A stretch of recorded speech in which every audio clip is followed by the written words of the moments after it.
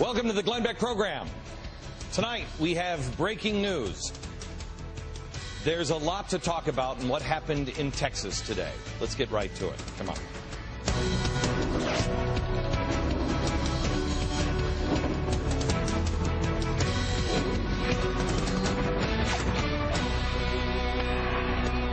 Hello, America. Today I bring you the story of someone we don't know a lot about yet.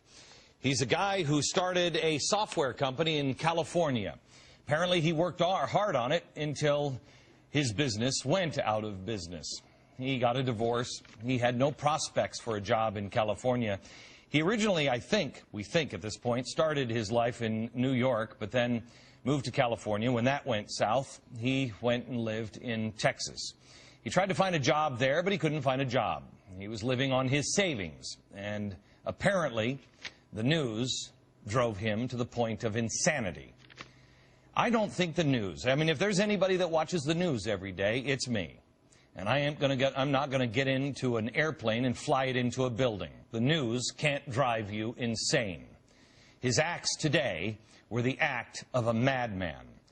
What we know so far is he wrote a manifesto. It's been taken off the internet now, but I've read it.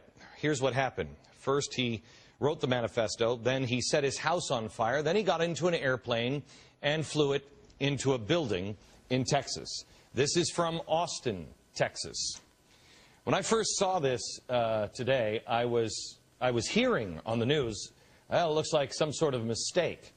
I don't know about you, but I felt like 9/11. I still feel like 9/11. On 9/11, I remember, I watched Katie Couric, I think it was Katie Couric, on the Today Show. And I remember hearing it in the other room, and she said a plane flew into the World Trade Center.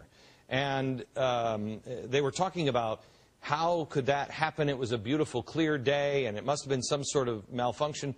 And I came around the corner, I was getting ready for work, and I came around the corner, and I looked at the television, and I saw this gigantic hole, and I thought, that is not a Cessna. That is a commercial airliner. Has to be. And it also can't be a mistake. Because as we saw with, what was his name, Captain Sully, they're not going to fly a plane. No pilot, at least I wouldn't, fly a plane into a building. If I lose control of my plane, where do you go? There was a highway in front. There were trees. There was a cement wall. You don't fly it into a building unless everything is locked up and you have nothing else you can do. I feared it wasn't a mistake. And then I found out that it was a building that at least shared an address with the IRS. Well, it looks like that's what it was.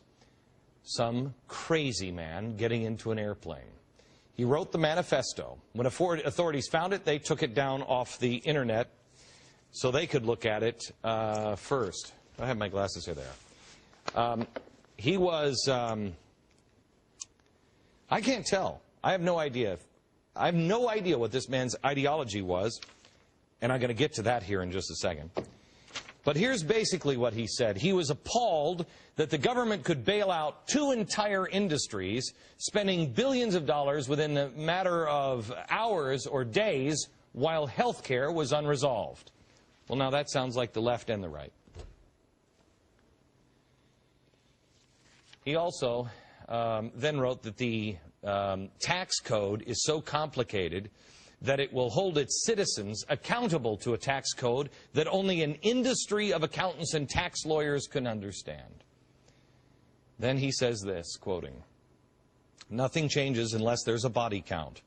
I know I'm hardly the first one to decide that I've had all I can stand. But I also know that by not adding my body to the count, I ensure nothing will change. I am finally ready to stop the insanity." He goes on to say, "Mr. IRS man, let's try something different. Take a pound of my flesh and sleep well." It was several pages of insanity. He ended it with this, the Communist Creed. From each according to his ability, to each according to his need. Then, the Capitalist Creed.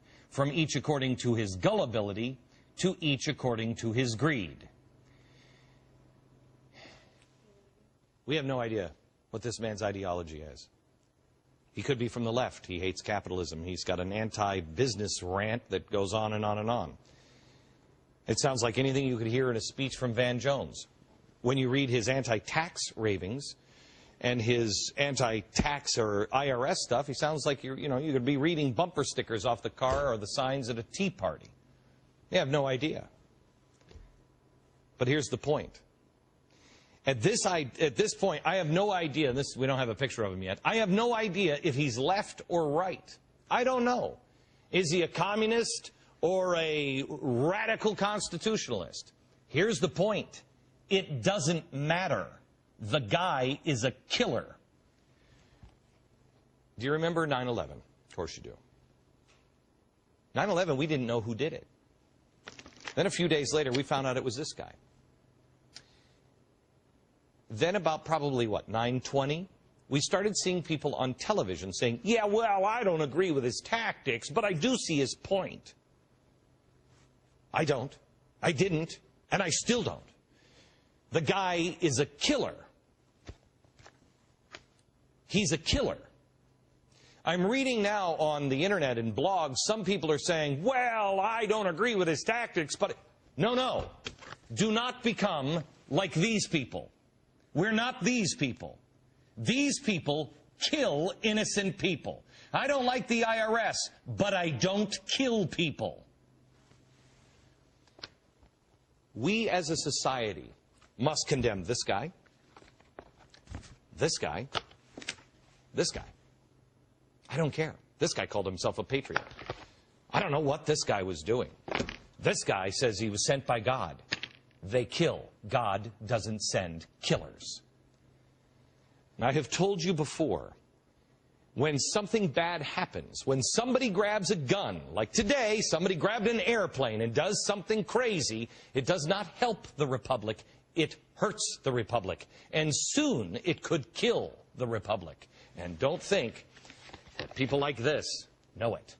They do. The other night, I showed you a line that I had made. This is what, Wednesday? What day is it, Thursday?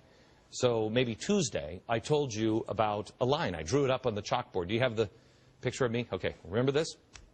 And I said, crazies on the left, crazies on the right. Maybe 5%. I think I'm being generous. Maybe 5% crazies on the right, crazies on the left.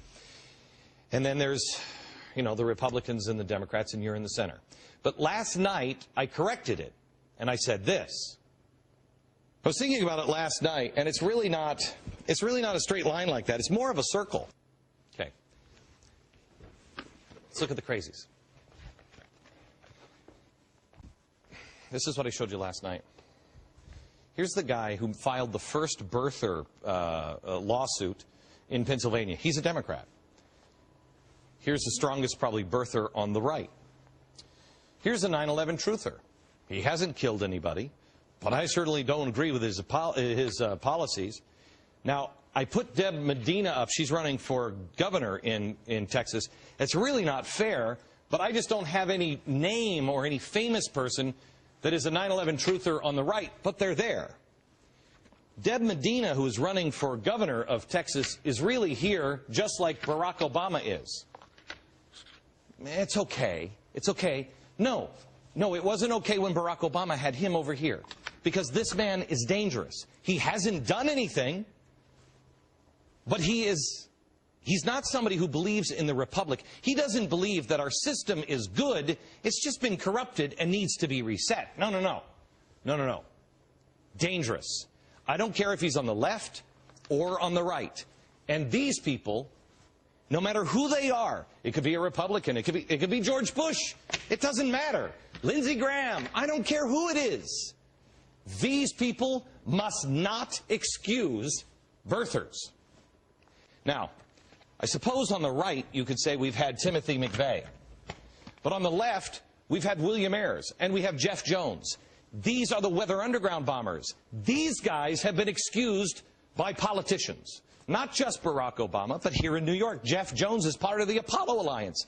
Help writing the stimulus package. Helping the state of New York spend the stimulus package. He blew buildings up, and so did he. So did he, just like today. Just like today. No difference. This man must be condemned. They have no place around politics. And while all of these people will excuse, because it's fuel, they'll just excuse radicals. Because, oh, no, I don't really listen to them. And besides, they really believe it. They get out and they really make a difference. They're a danger to the republic. Every single politician, every single one, must distance themselves from radicals.